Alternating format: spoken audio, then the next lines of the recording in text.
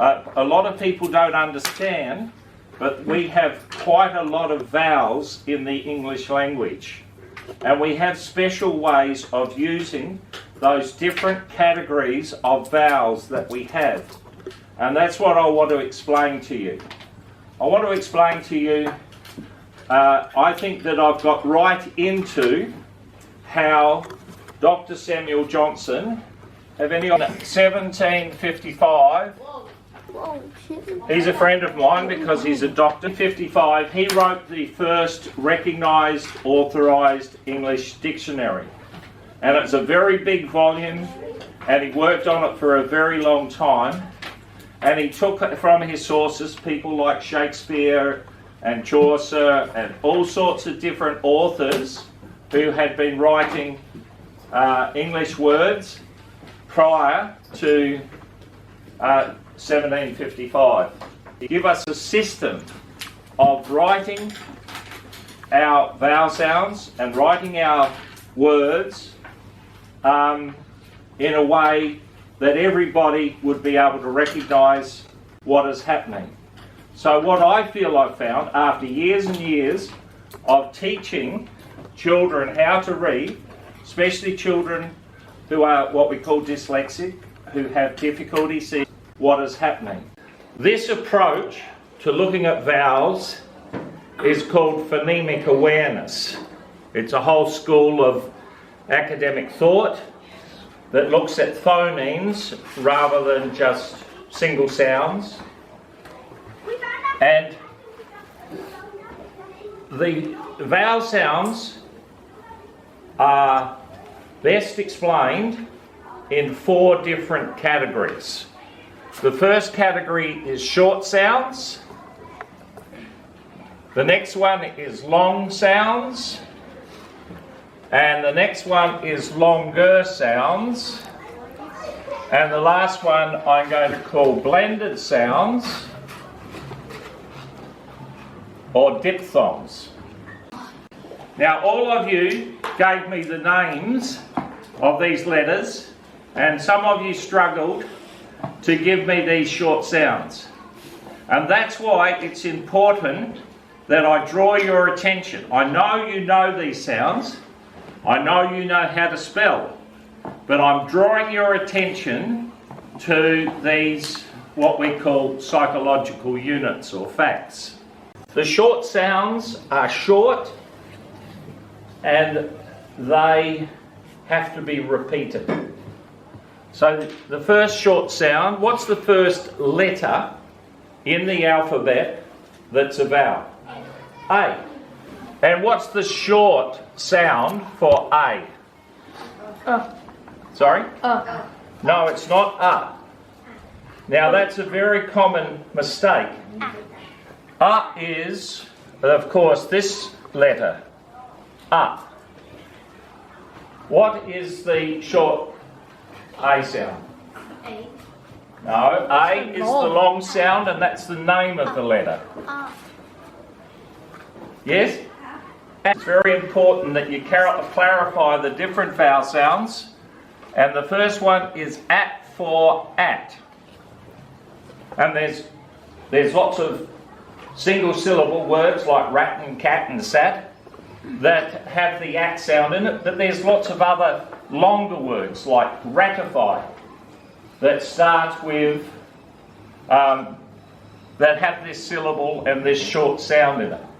So in long polysyllabic words and in short words, every syllable has a vowel, and that's because the vowel is the energy that makes the syllable happen.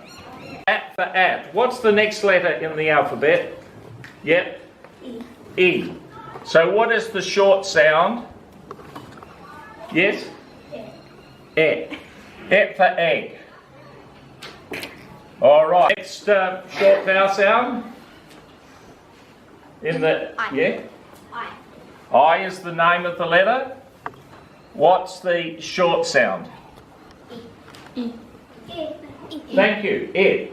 It for it is the short sound. O. O is the long sound. What's the short sound? Off. O for on. Off. And then we've got up for up. Alright, do you know what might be the last one, the sixth one? No, U is a long sound, a long vowel sound. It's over here, U. But this is this sound, which probably nobody's ever pointed out to you, but it's a short vowel sound. And it goes, sorry? Up, as in look. So we've got 6 vowel sounds. At, e, o, o. And they're short. And they're short vowel sounds. They're short. And in English syllables, they usually, or they always, end with a consonant. And this is why you have to double the consonant when you've got a short sound in a syllable. Like this word here.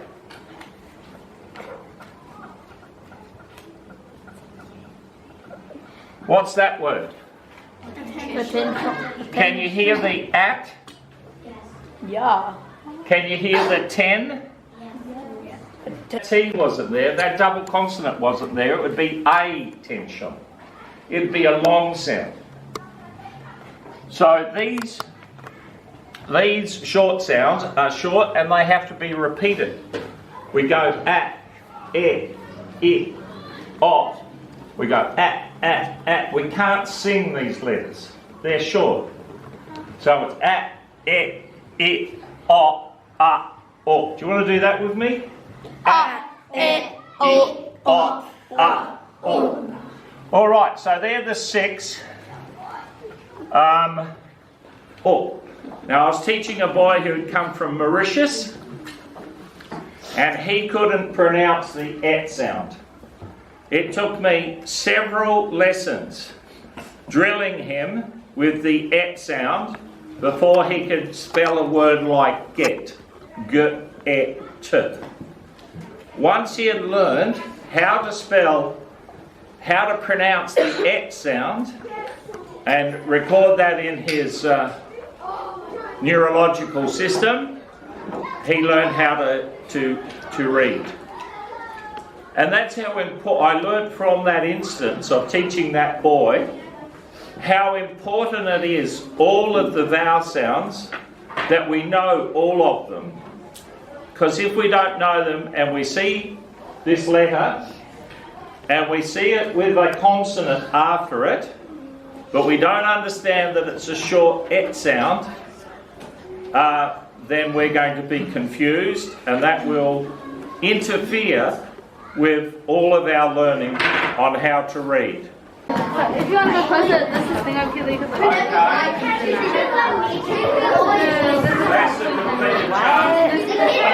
Just stop it for a minute. Long downs we can sing.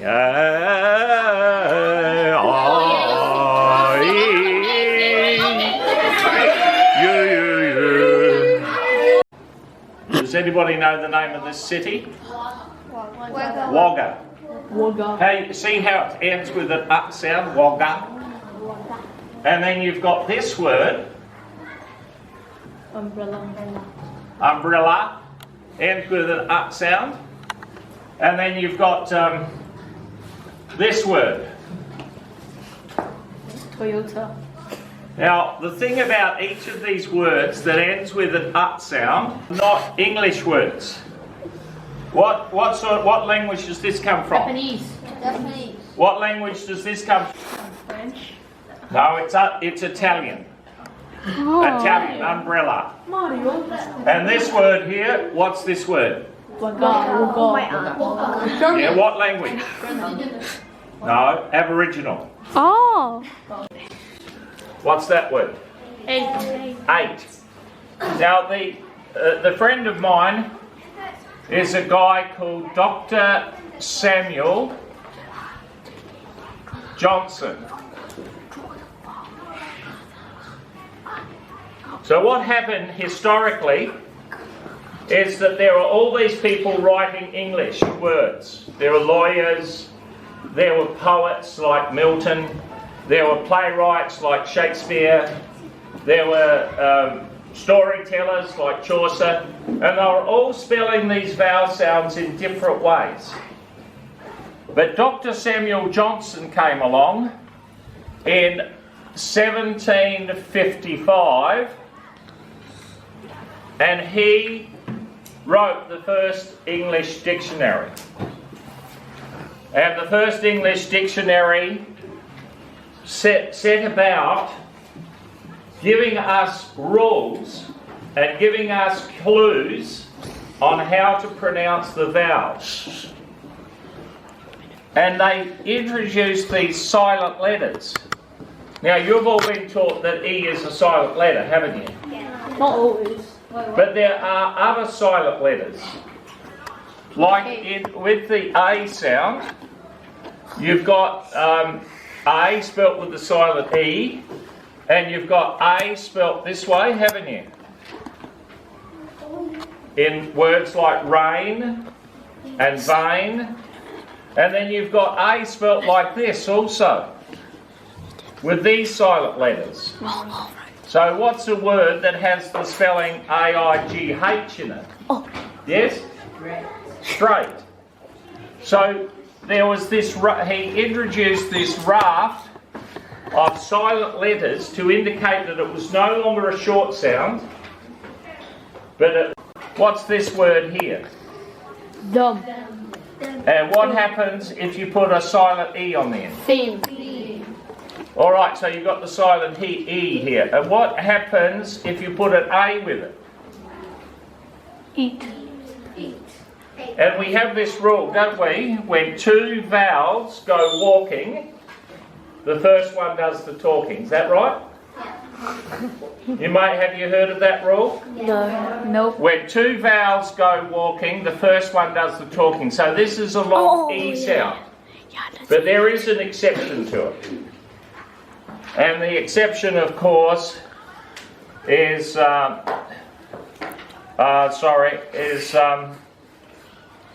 it's this word. It has the EI because it comes after the C. So this is the long E sound, isn't it? Receive. But what about words like this?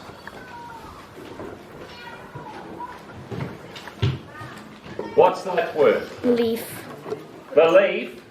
And here in belief, it's not the first vowel that makes the long sound. It's the second. It's the E. And so we have the little rule: I before the E, except after C. Do you know that rule? Yes.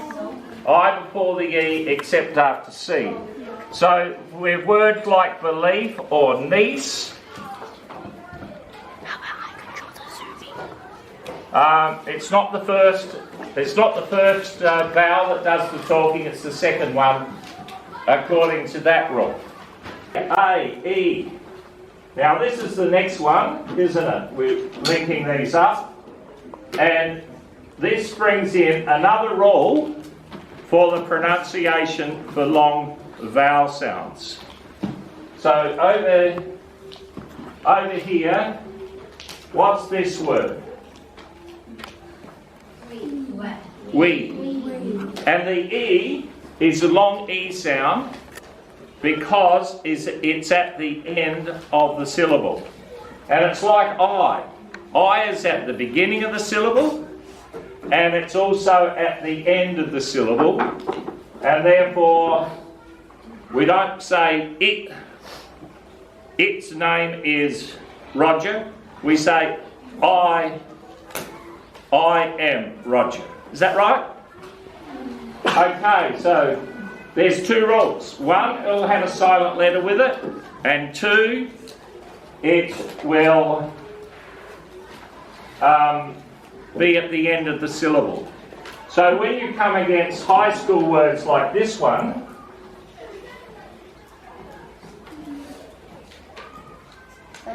what's that word? Serious. See how the E is at the end of the first syllable. Seer, re, us. And that's a long I, and that's because of Henry VIII, who introduced English into the courts of England back in the 16th century, and there was a bit of a crossover between the I and the E in pronunciation. It's called the Great Vowel Shift, which also contributes for some of the variants that we have in the English pronunciation system. Alright, so the A, E, I.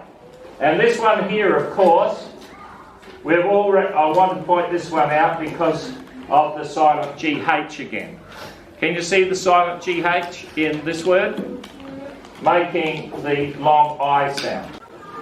With the Y, if it's a one-syllable word, like this, what's this word? Sky. And this is what I call a vowel sound, a phony vowel, or a fake consonant.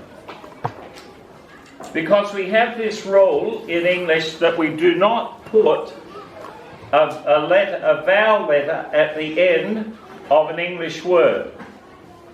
We always use a phony consonant. So this is a phony consonant, and it's a fake vowel. With one-syllable words, it's a long I sound. What about with two-syllable words? What does this sound here now? Yeah? Baby, isn't it? It's a long E sound. Now, over here, here's the it sound. And what's this word? And what sound is the Y when it's in the middle of a syllable? It. It's an it sound, like this, isn't it? So the vowel is either an I sound, an E sound, or an it sound.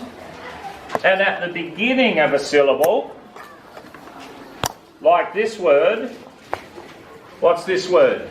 U. And that's a long U sound, like this word here, U. Alright, now this one here, what's going to be the long sound? O.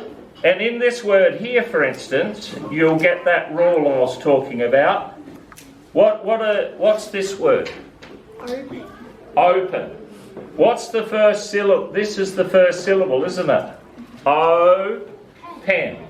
And it's a long, it's not op, N, it's O, pen. Can you see that? The first syllable doesn't have a silent letter with it because it's at the end of the syllable and can make a long sound. Okay, if it was spelled O double P, then it would be op, because you get that consonant at the end of the syllable, closing the syllable and making it a short sound. When we leave it here by itself without another letter with it, silent, or it becomes an open syllable. And all of these are what we call open syllables. And another way of looking at the silent letters is the silent letters are opening the syllable and therefore making them a long vowel sound. Okay? Now, so we've got open, O, and Shakespeare and Beethoven. Have you heard of the Ode for Joy? Yes. That's spelled, this is the word Ode for Joy. This word. Boat. Boat. We've got once again the silent A, E, I, O, U. And here we've got this word. And what's that word? Use. Can you hear the U sound at the beginning of use? Okay, so, and here's the silent letter. Now the other spelling of the long U sound you get in this word here. Dew. Do you know what dew is? Dew on the grass, the water on the grass in the mornings. All right, and here we get this EW spelling, but listen to this letter, double U. You ever thought about that?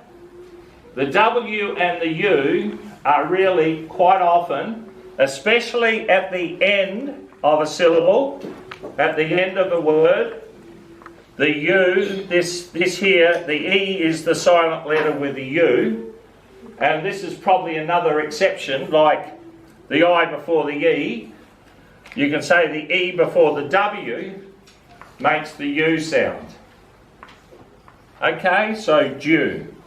And the last one, of course, of long vowel sounds is this one. What's this sound? Oo. Oo as in soon. So how many have we got? Say them with me. A, E, I, O, U, Oo. How many? 6. So we're up to how many now? We've done the short sounds, we've done the long sounds, and how many different vowel sounds have we got? 12. Are we all convinced that they are all totally separate and distinct sounds? Yes. That none of these are spelling the same sound, are they? So we've already got 12 distinct vowel sounds. H. You've also got the silent GH in this word. What's this word? It's a name, really. Name. Hugh. And also here you've got the silent GH in this word. What's this word? Though. And here you have the silent GH as well in this word. And it's this sound here, isn't it? It's the U. And these silent letters are being used to indicate that they're long sounds and not short sounds. If you want to go closer, this is the thing I'm feeling because That's the completed chart. Just stop it for a minute and I'll go through the longer ones. The longer vowel sounds. And there are 6 more of these. Now the first one is using this letter again, and we use the silent R. The silent R with these. They're called the R-controlled vowel sounds. Not all of these longer vowel sounds have the R in them, but most of them, more than half of them, have the R in. So here we've got this sound, which is R. And it's just R, as in hard or art. It's just an R sound. We don't pronounce the R. The R is there as a silent letter to indicate that this is no longer an at, it's no longer an A, but it's an R sound. Are different from A? yeah. Is it different from at? Yeah. Are all these vowel sounds different? Yeah. Look at your sheets at the end of it. You've got several words there illustrating the R sound. Fathers are smart and fast. Yeah. So sometimes the silent R is missing, like it is in fathers and fast. But we've still got that R sound happening. Good? Alright, now the same thing goes with all of the R-controlled verbs, vowels. And here the next one has 3 primary. There are some secondary spellings of this sound. And what's this sound? No, it's not We don't have to pronounce the R. And it's not and it's not it's just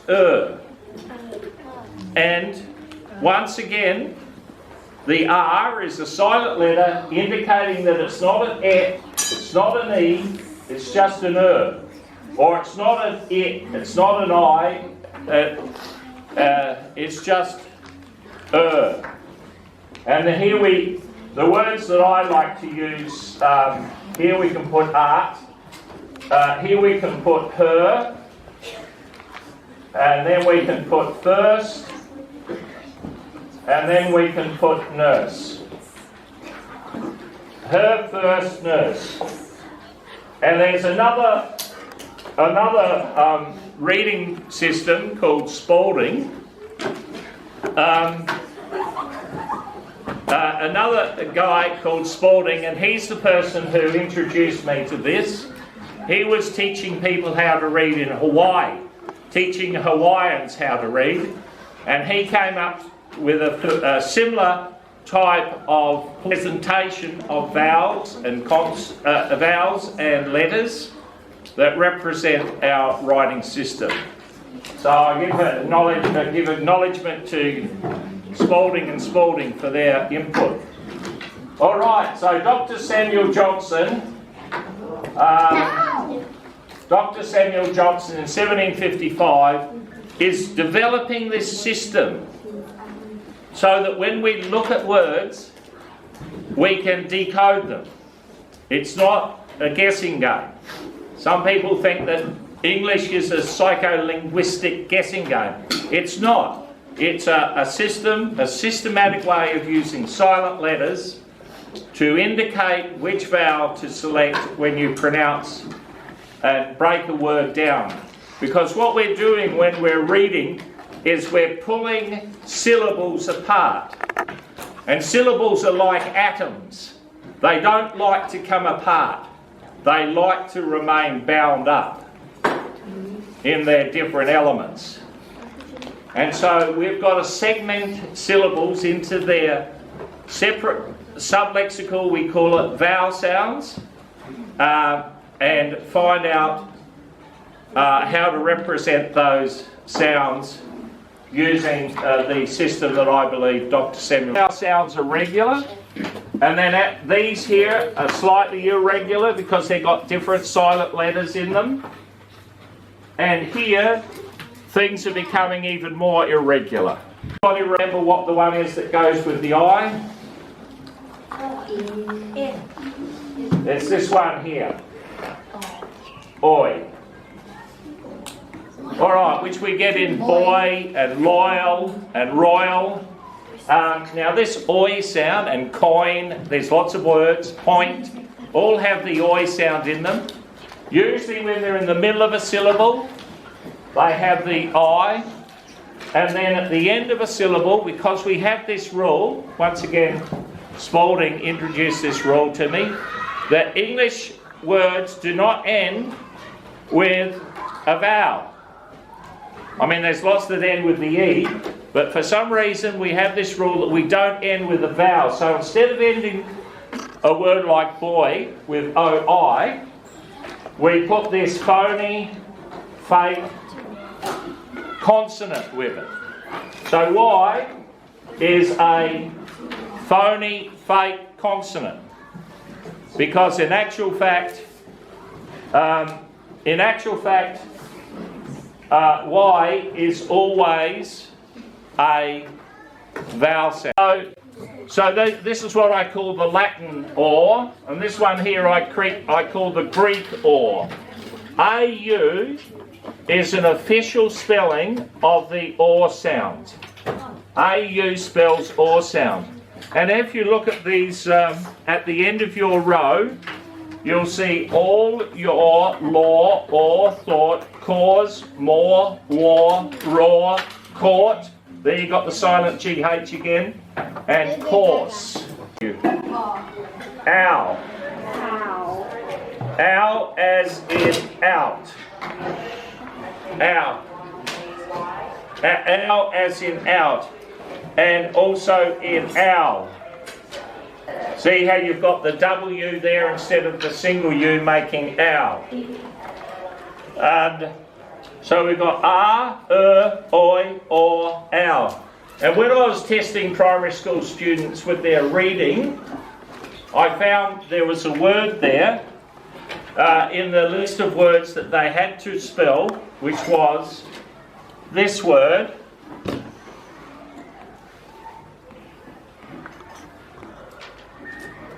So what's that word? See, you're struggling with it. Why don't you just go to this bit of the word? What's that word? Ow. And put "g" in front of it. Ow. All right. So that's how you segment a syllable that you're not familiar with. You go to the last sound, you go to the middle sound, and then you add on the first sound. And that way you'll be able to decode. Blend this word back into its pronunciation, which is gout. The last one is a word. It's an utterance, it's a syllable, and it's a vowel sound. And this is the word air. And it's a vowel sound, air. Hair is... there's lots of words. Look at the end of the row again, and there's lots of words that have there, fair, chair, bag. And all of those words form rhyme families, and they all have the air sound in them. If you want to close it, this is thing I'm feeling because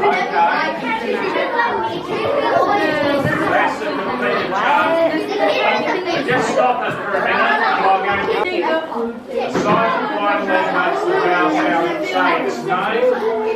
English words don't have March 26, Alright, just the three cameras up now.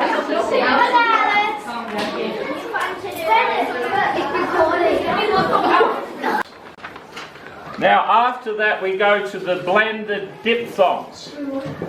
And they're called diphthongs because they're a blend of two vowel sounds. So you've got, the first one is this. It's made up of two vowels. Air. E year, and R. What is this? year. Is it an E? No. Is it an R? It's a year. It's an ER. Is that right? Yup. ER. Yeah. And it makes one vowel sound. It's a diphthong. It's made up, you can segment it into E and R. So it's made up of two sounds. Meow, meow, meow. And it's ER. What's a very common word that ends with the sound ER? Fear. Fear. Fear. Here. Fear. Fear. Disappear. Fear. IKEA. Disappear. Disappear. Very good. Not appear. All right, so that's the ER sound. The next one is this one here that you also get. It's similar, but it's different. E, Year. Who can give me a word with Here. ear? Here. Here. Lear. Here has got the ER in it, and notice how the sound is spelt with the R. Alright, now you've got ER. The next one is a word. It's a syllable. It's a diphthong. And Higher. Ire. Ireland. Lake Aya. Ireland. Desire. Ireland. And notice once again with ire that the sound is spelled R-E. Ireland. Ireland.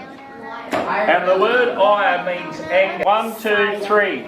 Then the next three are spelled a couple of different ways, but this they can be typified with this O-U-R. What is this word here? This is a word. Hour. Our. Can you hear the two syllables?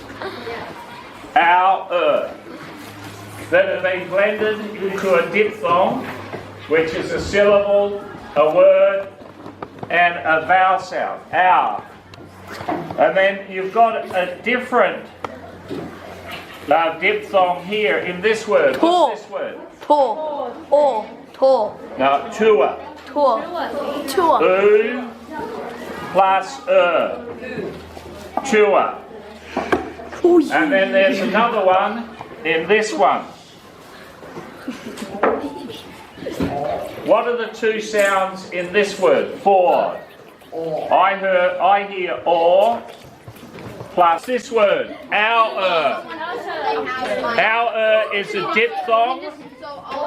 Is a diphthong, a vowel, and a word. Our school. Or. Is that right?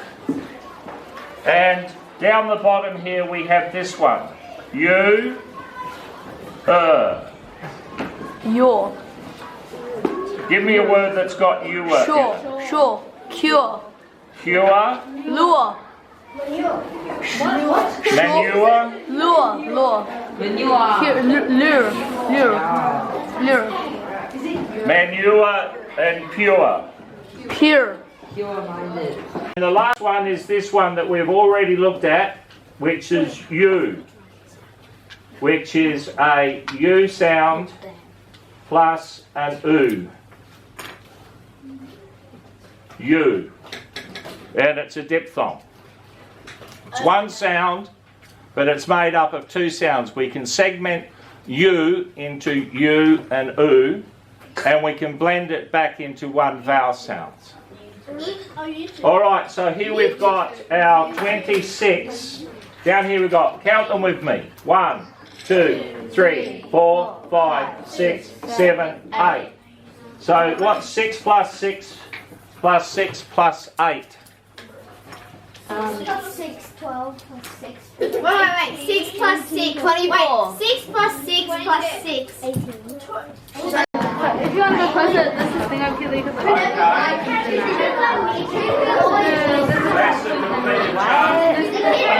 Just stop it for a minute. Alright, now they're the different ways. The wicked W changes the OR into an sound. The wicked W changes the R into an OR sound. The wicked witch W. And the reason... March 26th. Alright, just to freak everyone